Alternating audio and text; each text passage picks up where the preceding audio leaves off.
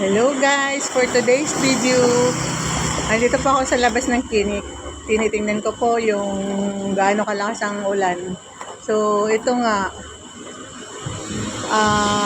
malakas ang hangin guys. Ang ulan hindi naman ganun kalakas pero kanina pa ito walang tigil-tigil. So ito yung epekto ng bagyong Christine. So sana guys, mamaya titigil na to para sa pag-uwi namin safe kami at para po madaling makauwi, madaling makasakay dahil walang ulan. So yun po, mag-ingat tayo at kailangan may payong tayo paglabas. At ingat-ingat lang, lalo na sa pagsakay pag-uwi. So yun po. At the moment, time check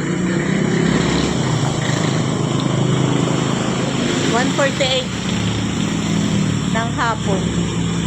Ayun, madaming dumadaan kaso lang hindi kami nakakababa. Gusto namin bumili na something para merienda mamaya pero maulan. Yung ulan na mahina naman kaso walang tigil, mahangin. Pero hindi na ganun kahangin sa labas. Kanina malakas ang hangin. So, ayun po.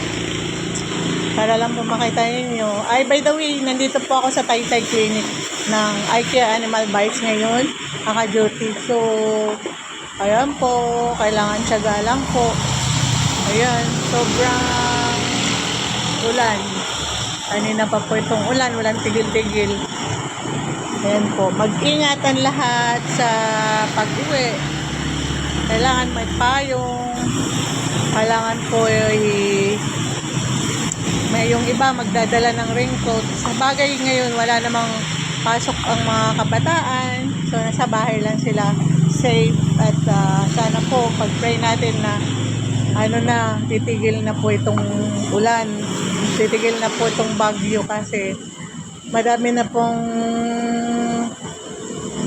biktima sa Bicol. Pag-pray natin na sana okay lang sila at magiging safe ang lahat. So, ito na po guys. Thank you po. Thank you for watching.